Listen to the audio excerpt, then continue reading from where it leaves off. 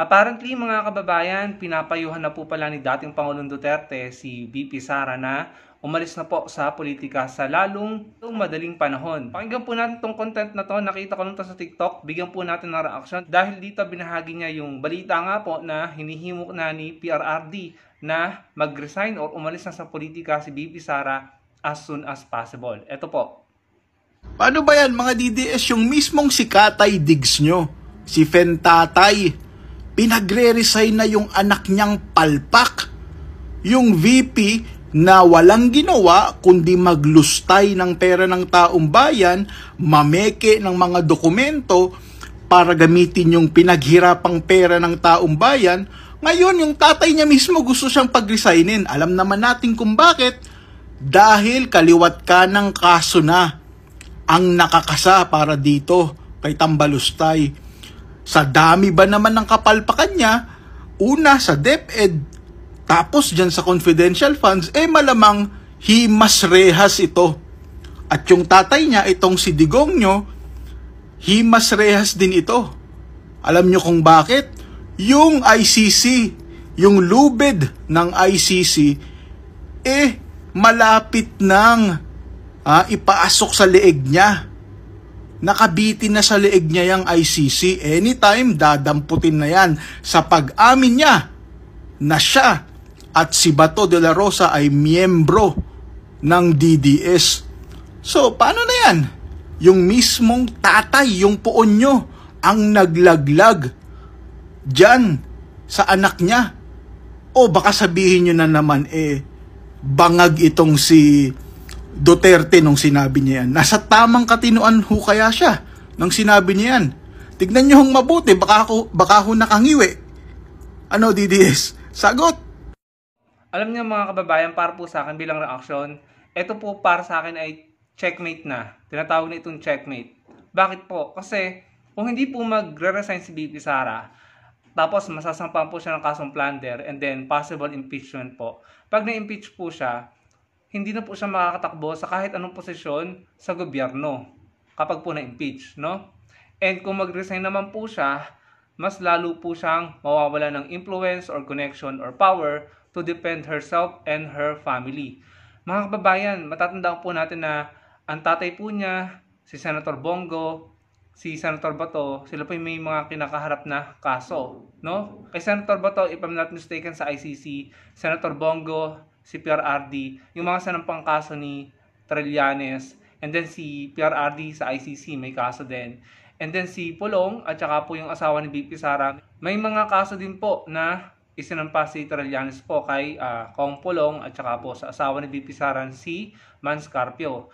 Tapos yung nga pong pinag-aaralan na plunder versus VP Sara and then yung sinasabing impeachment, ano. Ang dami po kasi naisawalat sa Quadcom. Yung mga resibo na may mga signatory na walang pangalan, mga resibo na ginamit daw noong 2022 para sa 2023, no? Pwede niyo pong balikan yung hearing, no? Ito lang po kasi natatandaan ko.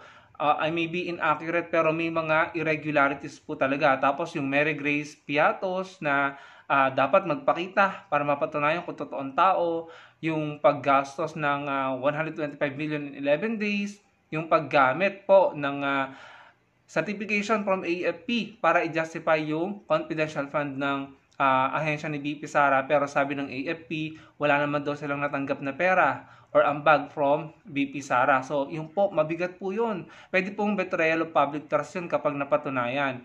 And yun nga po, no, na pare-parehong typographical error dun sa 158 na resibo, no? Pwede niyo balikan mga kababayan, I may be inaccurate pero yun po yung natatandaan ko. Pero ang bottom line dito is ang dami pong naisiwalat na irregularities, kaduda-duda at maaaring naglilid po, no, sa maling paggamit, malversation ng pondo or pwedeng katiwalian kapag hindi po naipaliwanag. Sandamakmak na notice of disallowances at saka yung napakaraming red flag at questionable na paggamit po ng pondo ng taong bayan. Yan po yung mga issues na kinakaharap ni VP Sara ngayon. Ngayon, ang payo po ng tatay niya, umalis na sa politika as soon as possible. In my opinion, hindi po niyan mariresolve ang mga issues na kinakaharap ng pamilya nila. Si PRRD, si VP Sara, si Kong Pulong, asawa ni VP Sara, si Atty. Manscarpio, si Senator Bongo, Senator Bato at iba pa, sila Badoy, meron din kinakaharap na kaso. Lahat po sila ay may kinakaharap po na kaso at mga issue. At pag po yan nagkasabay-sabay, hindi ko po alam kung paano nila yan i-handle. Lahat po ng mga kaso at mga issues na ibinabato sa kanila, may basihan, may mga probable cause, may pinaguhugutan na mabigat, at may nakikitang ebidensya at corroborative statement or testimonies. So, yung payo, actually mga kababayan, hindi ko alam kung ito ba'y drama na naman or kung anong, alam niyo na, mga sinasabing paandar. Pero kung ito'y sincere at pinagre-resign niya si VP Sara or pinapaalis na niya si VP Sara sa politics, hindi po yan, in my opinion, hindi yan makakatulong kay VP Sara at sa kanilang pamilya.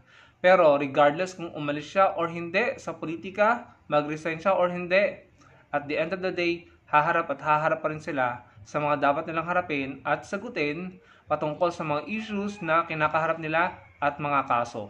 So, yan lamang po ang aking reaction dyan mga kababayan. Kayo po, sa inyong palagay, makakabuti po ba sa Pilipinas kung susundin ni VP Sara ang payo ng kanyang ama na umalis na sa politika as soon as possible? Ano pong dapat gawin ni VP Sara? Tama ba yung payo ng kanyang ama? Para po sa akin, regardless, either or, hindi po makakatulong sa kanila. Kasi nga, at the end of the day, haharap po sila sa taong bayan, sasagot sila sa mga issue at mga kasong ibinato sa kanila or isinampas sa kanila. So, ano pong opinion nyo dyan sa balitang yan? Ilagay nyo lang po sa comment section below at huwag nyo kalimutang i-like ang video natin at magkita-kita po tayo sa susunod kong video. Marami pong salamat.